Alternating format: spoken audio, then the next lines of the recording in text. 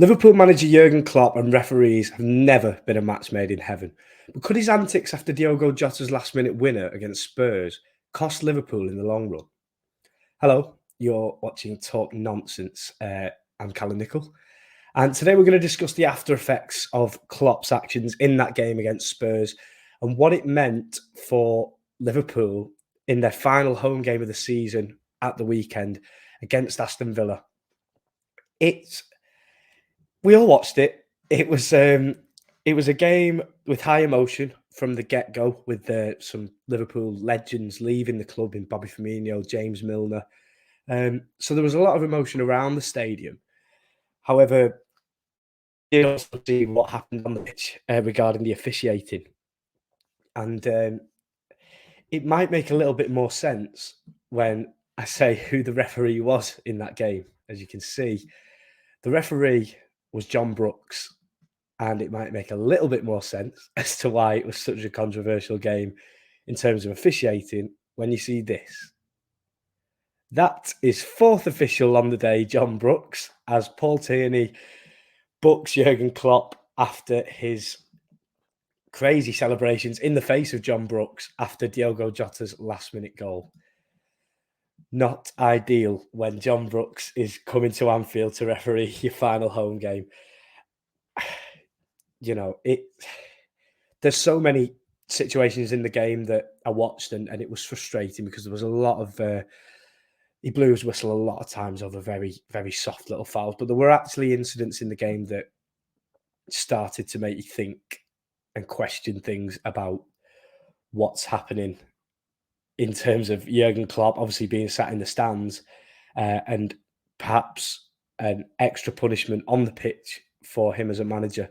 And I wouldn't want to question the authority and the professionalism of the referees, but we're all football fans. Everybody who's watching this will be a football fan and have a team that they support. They might loathe Liverpool and love it, or say that Liverpool get a lot of decisions, which is a case to be argued in itself. But watching that game, especially the big things that happened and the big controversial decisions, I think everybody, if they look in the mirror, can agree that it was a very, very dubious time, and there was many dubious decisions. So the first one, and it sort of cuts into the other one as well, is the Cody Gakpo incident with Tyrone Mings. I'm sure we've all seen it. It was quite the challenge by Tyrone. I'm sure he'll admit. As you can see in the photograph, it's a very high boot, and his facial positioning doesn't help the matter at all by looking directly at Cody Gakpo and not the ball as he follows through with his foot onto Gakpo's chest. The irony of this situation is then when Cody Gakpo scores later on, which was later deemed offside by VAR, he reveals the scars that Tyrone Mings had put on him. And you look at that for a decision. I think anyone can say. Dermot Gallagher was talking on Sky this morning, which is Monday morning, and he was talking on Sky about it was an obvious red card. I think everybody would say the same.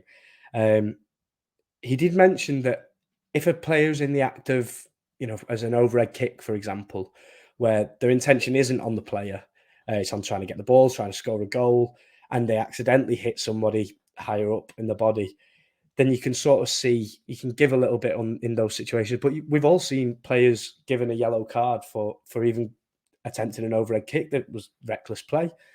But Tyrone Mings in this situation, it's indefensible, isn't it? It's a red card. Aston Villa 1-0 up at the time, changes the game, and it's a massive game for Liverpool, still on that push for top four that seems to have dwindled, obviously, now due to the result. But then you go on to the offside. Cody Gakpo scores a goal. Very, very strange decision. They're talking today about the intent of the touch on the ball by the Aston Villa defender, and you just have to watch it. And I watched it, and I couldn't see anything wrong with it. And even when they were trying to almost make up the rules as they went, the commentators, they weren't entirely sure why it was ruled out either. And it all seemed to add up a little bit to the guy that Jurgen Klopp screamed in the face of having his own back on Liverpool and Jurgen Klopp. So people might disagree with that, and I understand, and it's completely fair. But I think a lot of it is there and clear to see. It was a tough game for the referee. Um, I think the main point of this video and talking about what happened on the day is, has Jurgen Klopp caused Liverpool as a club some harm here in terms of refereeing decisions? Because I think a lot of Liverpool fans would openly say that they have horrific relationships with referees, and there was a point where Liverpool hadn't received a penalty in over a year of football in the league, and so it doesn't really help the situation, does it? And love him or hate him, Jurgen Klopp is a passionate manager who will never change. He'll never change from being like that. Perhaps if he'd have controlled himself in that moment and just gone and celebrated with his team or with with his staff, it would be a completely different situation now. But even with his history of Paul Tierney, you always knew on that day something was going to go wrong between the two. And now John Brooks, with his performance, even involving the time wasting and the late bookings for that, it did all point to it being an extra punishment for Jurgen Klopp. And what is the end point for that is what I'd like to get to is, has Jurgen Klopp cost his team? Does he deserve to be on the end of some iffy decisions that might be leaning towards 50-50 and going against him now? What is the overwhelming argument? And where does it go from here? Because he's not going to change. There's an ongoing argument all of the time, rightly so, about referees and showing respect to referees, because even at grassroots level, people who watch this podcast will know that I work with my local football team, FC Burton Wood, and we see grassroots referees all the time, and they're all doing the job, and they make mistakes. They'll always make mistakes. It's about ironing out, especially in the biggest league in the world, ironing out those mistakes, but also having respect for referees to encourage people from the grassroots side of things to come up and become that new era of referees and officials in the country, because we're crying out for them.